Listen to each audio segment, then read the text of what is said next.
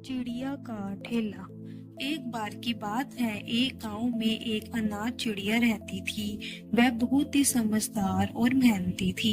उसके माँ बाप के जाने के बाद वह बहुत ही अकेली पड़ गई थी और उनके जाने के बाद चिड़िया ने कुछ ठीक से खाया तक नहीं था।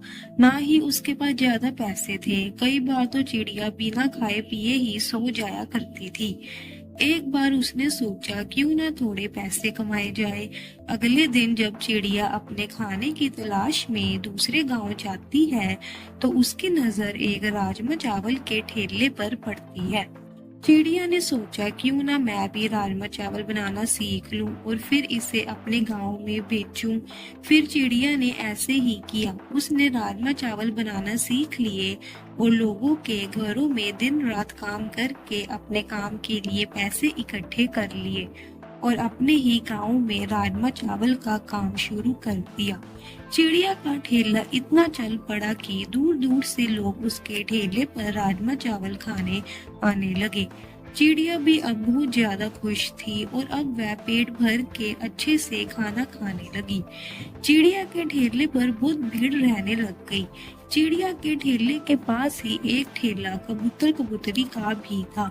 उनका भटूरे छोलों का काम था और उनका काम बहुत ही पुराना था। पर चिड़िया के ठेले पर इतनी सारी भीड़ देखकर उनको चिड़िया से जलन होने लगी। चिड़िया के ठेले पर इतनी भीड़ देखकर सब पक्षी उसी के ठेले पर जाते थे, जिस कारण उनका काम पहले से बहुत कम हो गया। एक बार रात को जब कबूतर कबूतरी घर आए तो कबूतर की पत्नी बोलने लगी, जी अब हमारा क्या होगा? हमारे ठेले पर तो अब कोई आता ही नहीं है। अब हमारा क्या होगा? कबूतर बोला, हमारा काम तो इतना पुराना है, ये कल की आई चिड़िया हमारा क्या काम रोकेगी? इसका काम ज्यादा समय नहीं चलने वाला। कबूतर के दिमाग में एक तरकीब आई। उसने अपनी पत्नी को बोला, अब देखना कल क्या होता है। अगले दिन चिड़िया के काम को 6 महीने हो गए थे। उसने सोचा आज मैं 6 महीने होने की खुशी में सबको फ्री में राजमा चावल खिलाऊंगी। अचानक से साथ वाले ठेले से जोर से कबूतरी की चिल्लाने की आवाज आई, हे मैं मर गई, हे मैं मर गई। ये देखकर चिड़िया फटाफट उनके ठेले के पास भागी। उसने देखा कि सारा भटूरों वाला तेल नीचे गिर गया था और कबूतरी भी वहां नीचे गिरी हुई थी। कबूतर की तरकीब कामयाब हो गई। उसने मौका देखकर चिड़िया के राजमा चावल में पेट गड़बड़ होने की दवाई मिला दी। जब चिड़िया वापस अपने ठेले पर आई तो उसने सबको वही वाले राजमा चावल दे दिए। घर जाकर सबके पेट खराब हो गए। जब अगले दिन चिड़िया अपने काम पर गई तो उसने देखा कि सारे पक्षी बड़े ही गुस्से में लग रहे हैं। ओ चिड़िया, तूने खाने में क्या मिलाया हुआ था? तेरे खाने से हम सब की तबीयत खराब हो गई।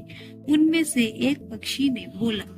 चिड़िया बोली, मैंने कुछ नहीं किया, मैं भला अपने खाने में क्यों कुछ डालूंगी। लेकिन बिना चिड़िया की बात सुने पक्षियों ने चिड़िया की सारी दुकान तोड़ दी और उसका काम बंद हो गया। चिड़िया जोर जोर से रोने लगी। उधर ये सब देखकर दोनों पति पत्नी बहुत खुश हो रहे थे। जब रात को पति पत्नी जब अपने घर पर जलसा कर रहे थे तभी बुलबुल चिड़िया वहां आ गई और बोलने लगी, ओ बेईमानो, उधर चिड़िया का घर तबाह करके तुम इधर जलसा बना रहे हो। बेशर्मो। बुलबुल चिड़िया के गांव में सब सुनते थे और उसका बहुत ज्यादा मान करते थे। बुलबुल चिड़िया ने दोनों पति पत्नी को चिड़िया के खाने में कुछ मिलाते हुए देख लिया था। बुलबुल चिड़िया कहने लगी, कल ही जाकर मैं सबको तुम्हारा सच बता दूंगी। दोनों पति पत्नी को अपनी गलती का एहसास हुआ और बुलबुल चिड़िया से वो माफी मांगने लगे और अगले दिन उन्होंने चिड़िया से भी माफी मांगी और सारे पक्षियों को भी सारा सच बता दिया। और वो चिड़िया को कहने लगे, हमें माफ कर दो, हम अपना काम बढ़ाने के लिए तुम्हारा काम बंद करने चले थे, हमें माफ कर दो चिड़िया। चिड़िया ने उन्हें माफ कर दिया और अब उसका ठेला फिर से चल पड़ा और अब वह चिड़िया खुशी खुशी रहने लगी।